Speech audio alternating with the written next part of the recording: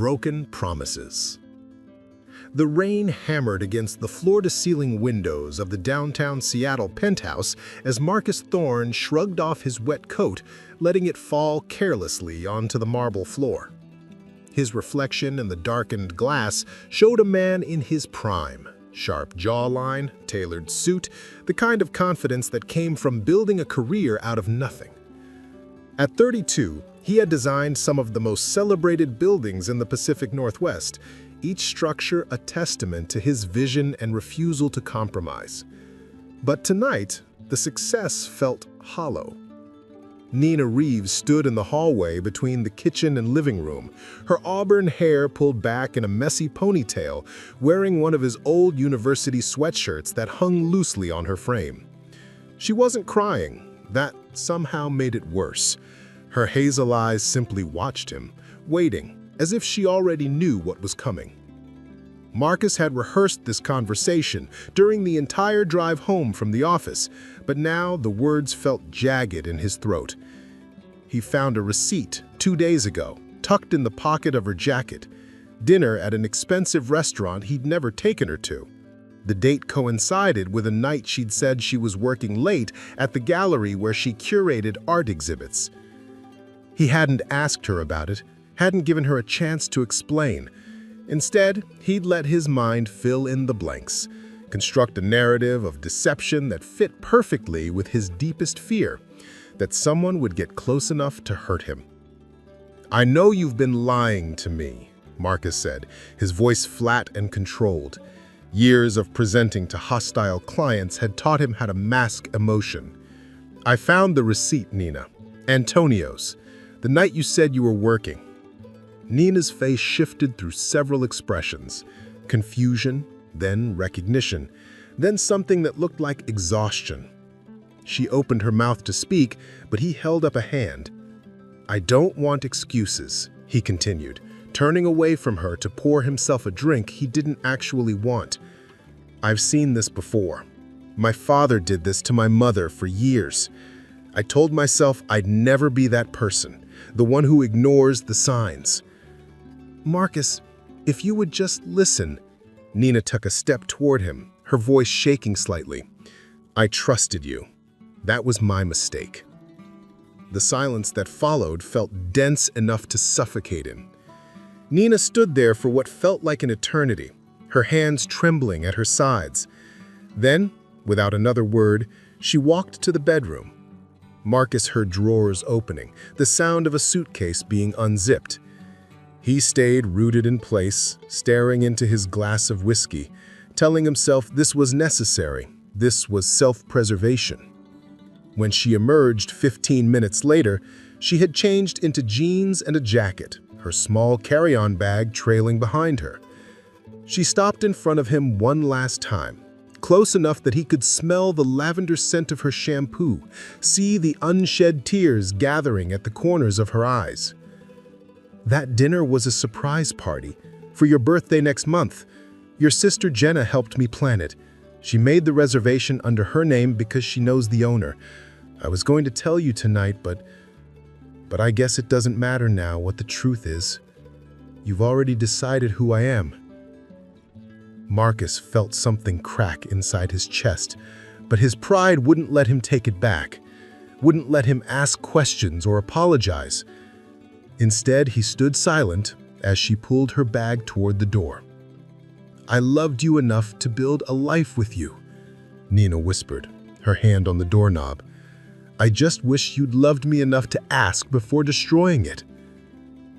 The door closed with a soft click that echoed through the empty penthouse. Marcus finally moved, walking to the window to watch her figure disappear into the rain-soaked street below, hailing a taxi that pulled away into the Seattle night. He told himself he'd feel relief. Instead, he felt nothing at all.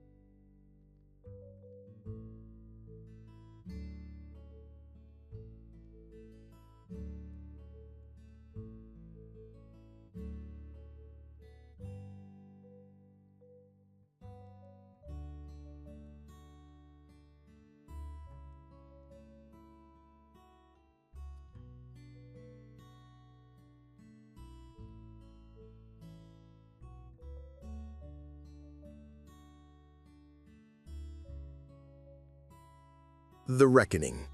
The April afternoon sun broke through Seattle's typical cloud cover, casting rare golden light across the waterfront park. Marcus had come here to clear his head after a contentious meeting with a client who wanted to gut his design. He walked along the path bordering Elliott Bay, his hands in his pockets, barely noticing the families scattered across the grass or the sailboats dotting the water. Then he saw her. Nina stood about 30 yards away near the playground, her auburn hair, longer now, falling in waves past her shoulders. She wore a simple denim jacket and was crouched down, adjusting the shoelaces of a small boy who couldn't have been more than 3 years old. The child was talking animatedly, his little hands gesturing as he told some story that made Nina laugh, the sound carrying faintly across the distance. Marcus froze mid-step. His heart began to pound so hard he could feel it in his throat. The boy turned slightly, reaching up to touch Nina's face, and Marcus saw his profile clearly. The shape of his nose, the line of his jaw, the way his dark hair fell across his forehead. It was like looking at photographs of himself as a child, the ones his mother kept in albums that Marcus rarely opened. Time seemed to collapse. 3 years dissolved into nothing.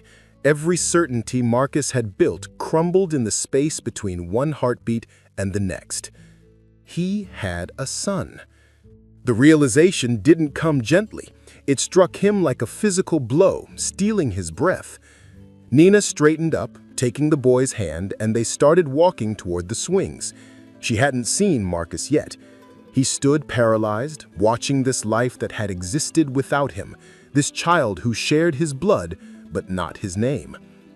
The boy ran ahead slightly, his laughter bright and unguarded, and Marcus saw himself in every movement, the way he climbed onto the swing, the determined set of his small shoulders. Even from this distance, Marcus could see his eyes with the same stormy blue-gray that had stared back at him in mirrors his entire life. His feet moved without conscious decision. He walked toward them, each step feeling both inevitable and terrifying.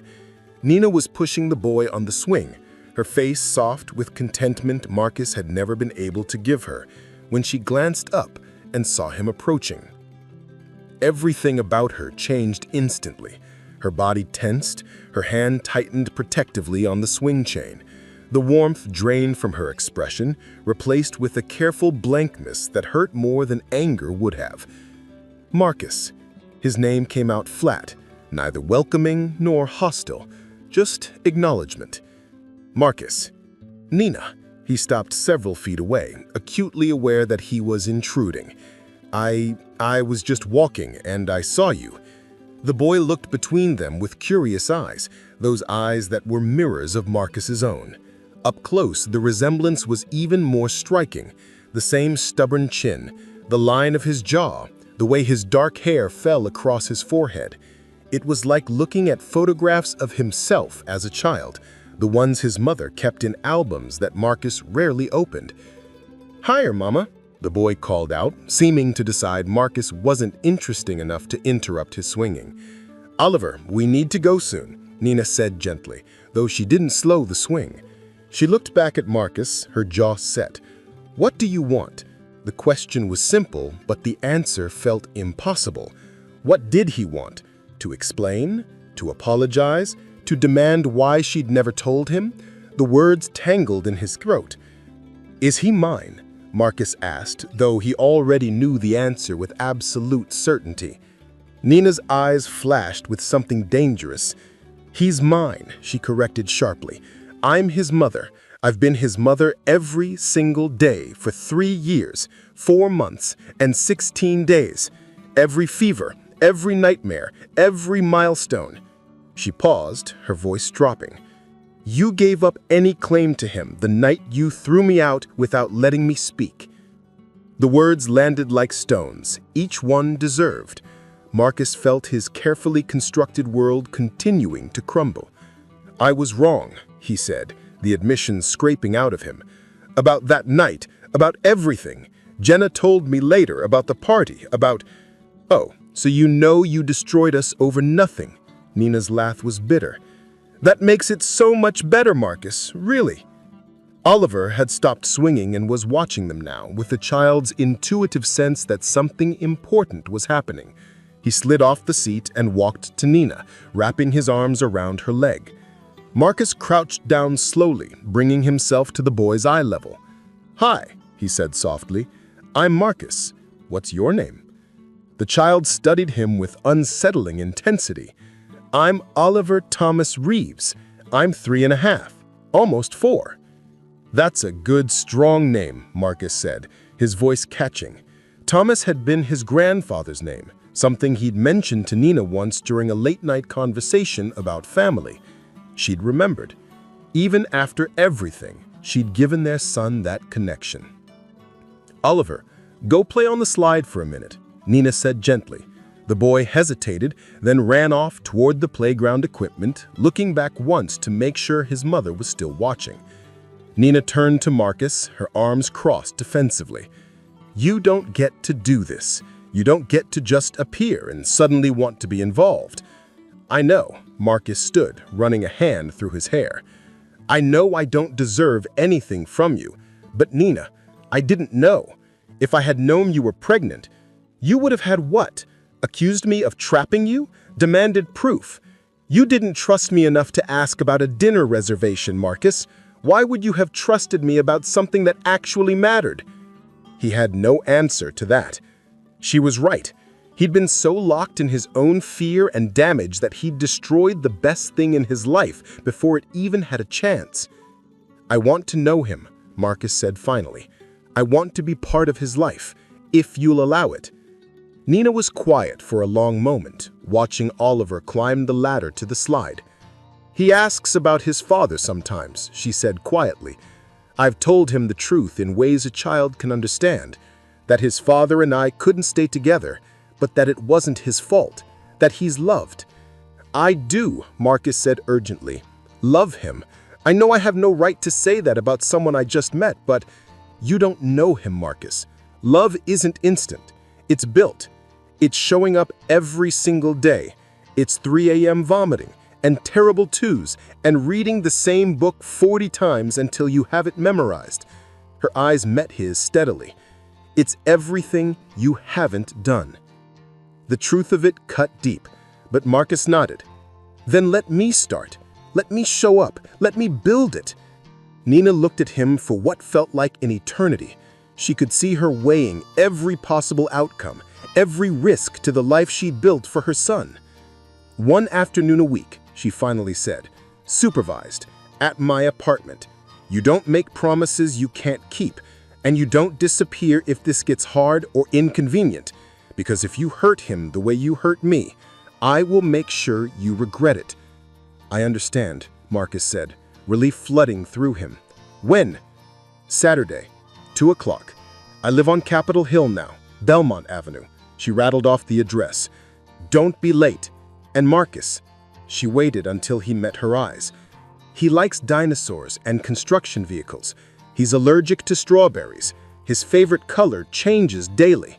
Learn who he actually is, not who you want him to be." With that, she called Oliver back and took his hand, walking away without looking back. Marcus watched them go, the little boy skipping beside his mother, chattering about something Marcus couldn't hear. For the first time in 3 years, Marcus felt something besides the numb emptiness he'd been living in.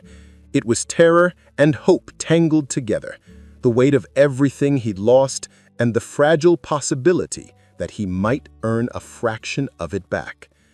He had 4 days to figure out how to be someone worthy of the second chance he didn't deserve. Rebuilding from ruins. Saturday arrived with the weight of a verdict. Marcus stood outside the apartment building on Belmont Avenue at exactly 1:55, holding a bag that had taken him 3 hours and 4 different stores to assemble. Inside were a wooden dinosaur puzzle, a book about construction sites, and a small toy dump truck that made realistic sounds. He'd read online reviews, consulted with confused store clerks, and second-guessed every choice at least twice. Now, staring at the buzzer panel, He realized he had no idea what he was doing. The apartment was on the third floor of an older building with character, the kind with crown molding and hardwood floors that Marcus would have appreciated professionally in any other circumstance. When Nina opened the door, she looked different than she had at the park, more guarded, if that was possible. She wore jeans and a soft gray sweater, her hair pulled back in a ponytail. "You're on time," she said, stepping aside to let him enter. "I've been here since 1:45, Marcus admitted. "I sat in my car." Something flickered across her face, too quick to read. The apartment was smaller than his penthouse, but felt infinitely more alive. Crayon drawings covered the refrigerator, books spilled from a shelf near the couch, a basket of toys sat in the corner, and the air smelled like cinnamon and something baking. Oliver emerged from a hallway wearing overalls with a cartoon excavator on the front.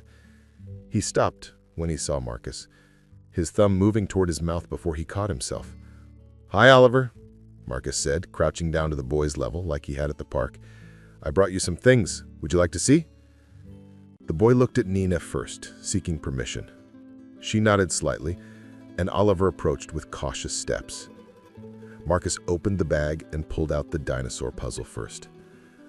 "Is that a T-Rex?" Oliver asked, his eyes widening slightly. "Triceratops," Marcus corrected gently. "See the 3 horns? But there's also a T-Rex piece here." He pointed to another section of the puzzle still in the box. Oliver took the box carefully, studying the picture on the front.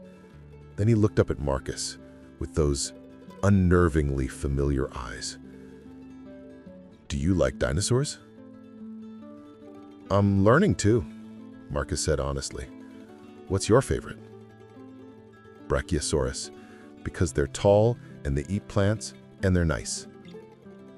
Oliver clutched the puzzle box. "Can we build it?"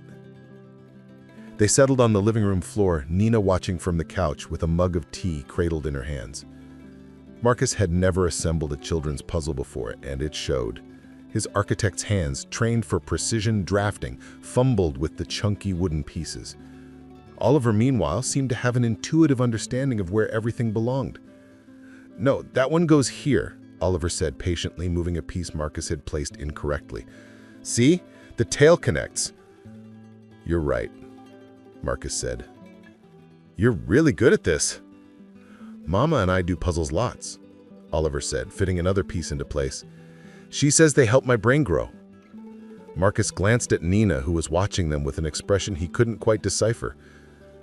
"Your mama's very smart," he said. They worked in comfortable silence for a while, the puzzle slowly taking shape. Oliver narrated as he worked, explaining which dinosaurs were herbivores and which were carnivores, information delivered with the absolute certainty of a 3-year-old who'd found his passion. "Do you build things?" Oliver asked suddenly, looking at Marcus. "Mama said you make buildings." "I do?" Marcus confirmed. "I'm an architect. That means I design buildings and then other people build them. Like my trucks." Oliver jumped up and ran to his toy basket, returning with an armload of construction vehicles. "This one is an excavator, and this is a crane, and this one dumps dirt."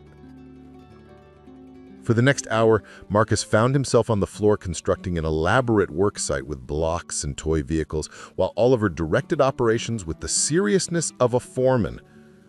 Nina eventually disappeared into the kitchen, giving them space, though Marcus noticed she never went far enough that she couldn't hear what was happening.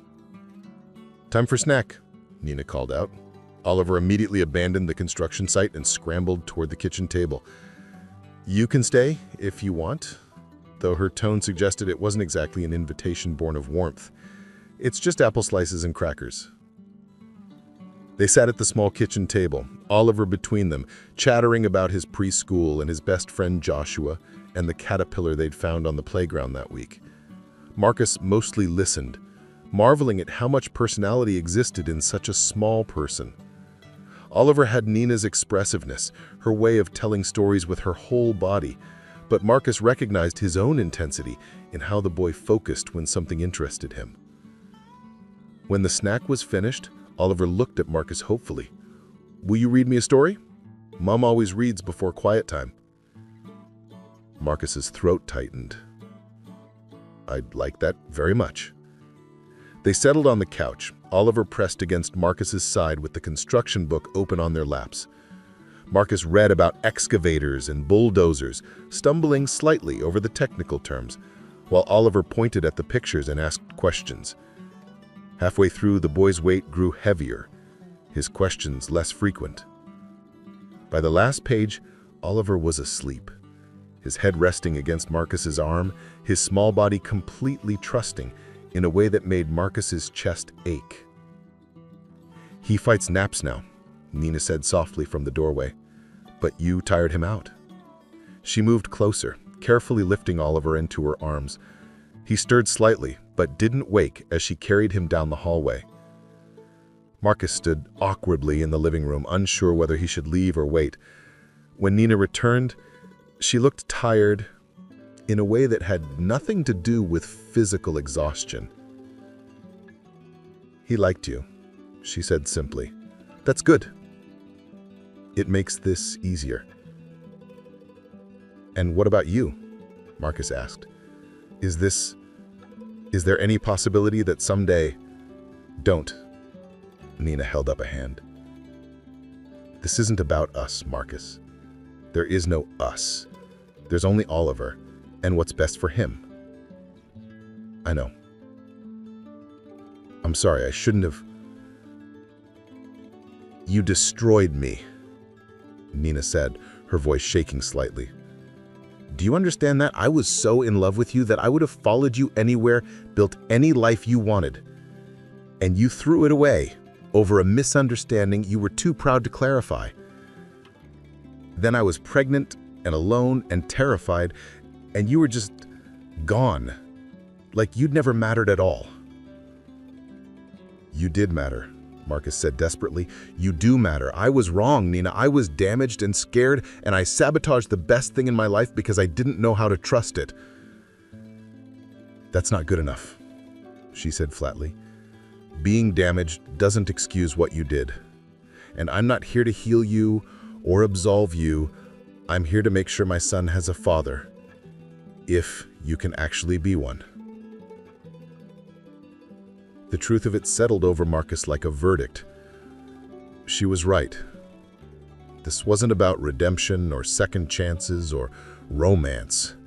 This was about a little boy who deserved better than Marcus's mistakes. "Next Saturday? Same time?" Nina nodded. "Same time. And Marcus, he needs consistency. If you're going to do this, you show up every week. No excuses, no cancellations because work got busy or it's inconvenient." "I'll be here," Marcus promised. "Every week. Whatever it takes." He left the apartment feeling both lighter and heavier than when he had arrived. As he drove back across the city, he passed his office building, the place that had consumed most of his life for the past 3 years. For once, it looked small against the Seattle skyline, just another structure of glass and steel. What he'd built with Oliver today, those few hours on the floor with puzzles and toy trucks, felt more solid than anything he'd ever designed. That night, alone in his pristine penthouse, Marcus did something he hadn't done in years. He called his sister Jenna and told her everything. About Oliver, about Nina, about the wreckage of his own making that he was trying to piece back together. "You can't fix what you broke with her," Jenna said gently. "But maybe you can build something new with him. Just don't expect it to happen quickly." Marcus looked out at the city lights, thinking about a little boy who liked brachiosauruses and construction vehicles, who had fallen asleep trusting against his shoulder, who carried his blood and his eyes, but none of his damage yet. "I've got time. For the first time in my life, I'm willing to take all the time it needs."